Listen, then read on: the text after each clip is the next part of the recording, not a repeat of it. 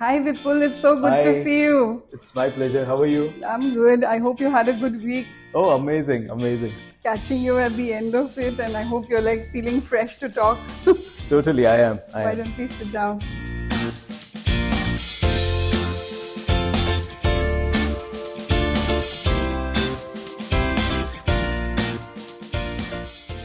Mental and physical wellness at the workplace. Post COVID, this conversation has become very important, and you hear these words from a lot of sources, right? And I thought, why not discuss it with someone who actually is involved in the design process? What's your take on that?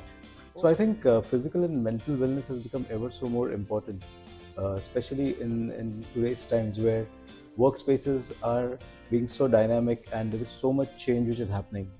I think it's a topic that definitely needs attention.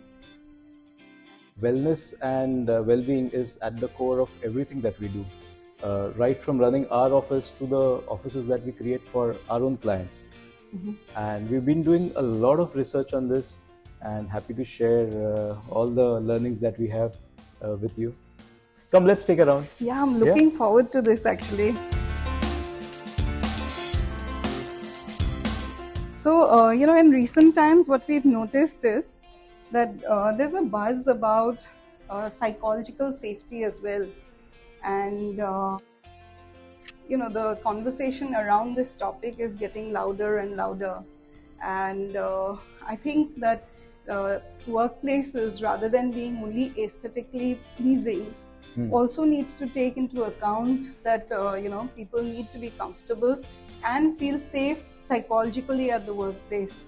So that must have also come to y'all as designers, right? And are y'all trying to ingrain that into the whole designs as well? Yeah, I think psychological safety is extremely important from a perspective of the well-being of people. And I think there are a lot of aspects which designers could inculcate within their designs to ensure that the spaces are not only physically safe and comfortable for people, but also from an emotional and a mental well-being. I think these are very important aspects.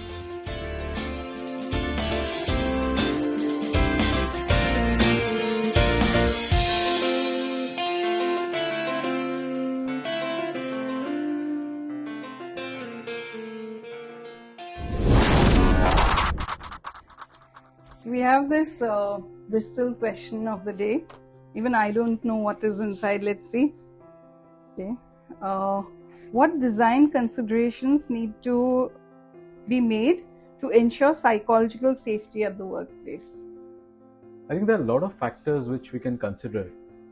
I think one of the prime factors would be natural light.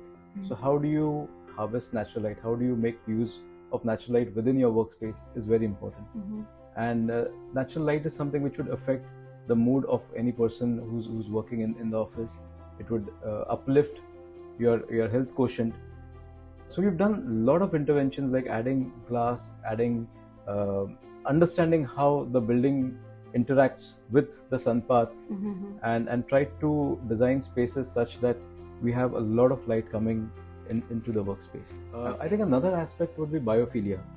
So studies have obviously shown that being closer to natural plants, natural material improves a lot on your psychological well-being. So we've added a lot of biophilia in these spaces where you feel connected or closer to nature. Right. Okay.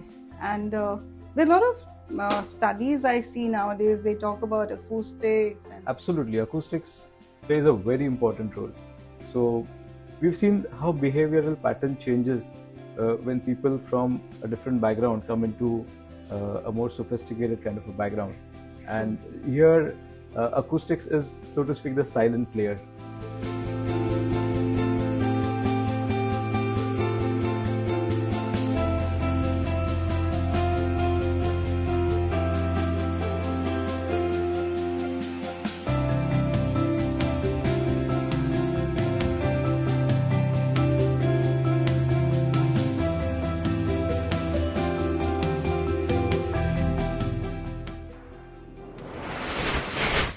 So Vipul, we have this section called the rapid fire, and it's just a fun section to get some insights about the person that you are.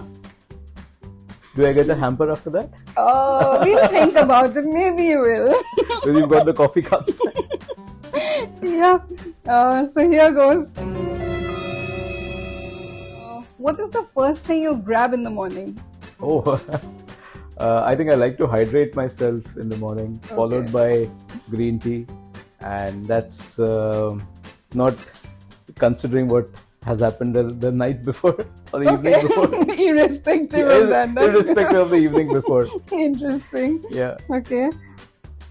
Are you a thinker or a doer? I'm thinking, but I'm more of a doer. Yes. Okay. Yes. If you had limited time, what would you spend it on? If I had limited time, I think I would spend it doing sketching and some music for myself.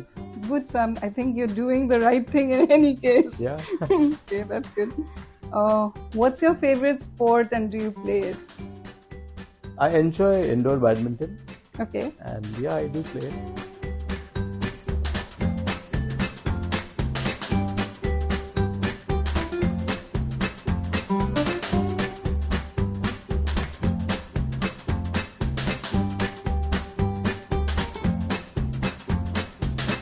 So can you throw some light on the different aspects that are taken into account to ensure the well-being of the employees in the office? From a perspective of employee well-being, we've taken a lot of considerations in selecting the right furniture, creating spaces which are allowing people to connect with each other. So from a perspective of collaboration, we wanted to create a space which allows people to see each other, and with that you feel more comfortable interacting with your colleagues. The bonding is much better, and we've seen that these small measures can go a long way, not only in uplifting the spirits of the people, but ultimately transforming to a more productive and a healthy environment. Right. So this also then in turn talks about, like, I think transparency in the office. I can see that you've taken care of that aspect here. But what were your considerations while doing this space up? So I think we wanted to break the barriers of just looking at transparency from a psychological or a behavioral perspective. And we wanted to create spaces where the leadership is visible. Okay. So we've used transparency in the literal sense. Yeah, so I can see used that. a lot of glass. Right. And what has happened is this has helped the team members to connect with their leadership more in a more informal way. Sure. So thereby making the space a little more collaborative, a little more approachable. So the management is absolutely transparent. The leadership is approachable. My colleagues and I, we work in a more collaborative kind of an environment, and I think that is all the magic that is required. Yeah, I think it's to do with, transparency is like not only about the culture. It is even when you go to closed doors, you feel rather intimidated, Yes, right? yes, to actually yes. then go past. You never know what's happening behind the closed doors, and Yeah. here I see like that has completely been washed away, right? Yes. Yeah. So I think not only does, when we're talking of well-being, when one is not stressed and not worried about things, it also really enhances inclusivity and diversity in the office space, right? Absolutely. I think diversity is very important from a perspective that if you make people inclusive, they are more willing to contribute, Sure. they are more willing to share their ideas. And this completely takes the entire output of a company at a much higher level.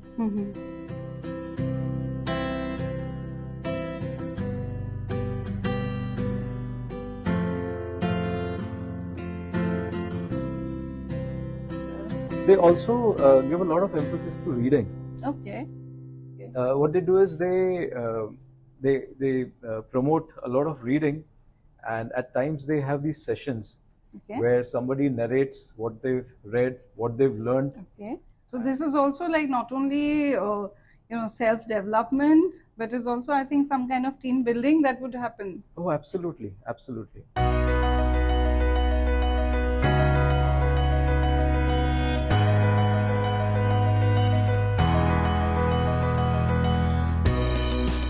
So, an important aspect, especially in smaller offices, is how do you keep the workers, active, physically active as well? Because, in larger organizations or larger campuses, what you do is you have a lot of, external spaces, yoga, and all of that is all, brought into the workspace. But how do you take care of that with smaller offices? So they say sitting is the new smoking, Okay. right? And we've tried to, inculcate certain design interventions where we can nudge people to be healthy and more active. Mm-hmm. So in this case, what we've done is we've used these height adjustable workstations, Okay. where you can sit and work or at times stand and work. So just nudging the activity of standing and working. So that is something which we've done here. And also what it does is it creates a very enjoyable kind of a atmosphere within the office. Sure. I'm sure Yeah. it must be fun, watching that table go up and your laptop go up and down and actually having the option. Because I think, even post-COVID, one more thing that I think we've noticed is people have the comfort of various types of spaces. One can work from his dining table, Yes. he can work from the sofa. It is rather limiting when one comes back to the office where he's spending a good amount of time. I think these are great ways to actually ensure that he has those options even at the workplace, right? So creating a lot of collaborative spaces, creating comfortable spaces with nice lounges, I think these things definitely help. What we've also done, as you can see in this workspace, is there's a huge screen. So these Yeah. people gather around this screen and they enjoy a football match or a cricket event. Right. So a lot of these interventions come in handy when you want to attract people to come to the office. Yeah, come back to the Come office. back to the office. Right? Yeah. In fact, when I was speaking to a few of them, some of them did mention the fact that we miss the office on the weekends. Okay, that is like a new way of looking at Yeah. things, I'm sure. That is a big plus. I mean, it would go a long way to praise the designer, right? And all the elements that you've thrown in. Okay, I think it's been a really good conversation, and I've really enjoyed myself listening to your perspective. And I hope this is also inspiring for the other designers to think of the people, the occupants of the office, and what they can do to kind of enrich it. Thanks so much. Absolutely.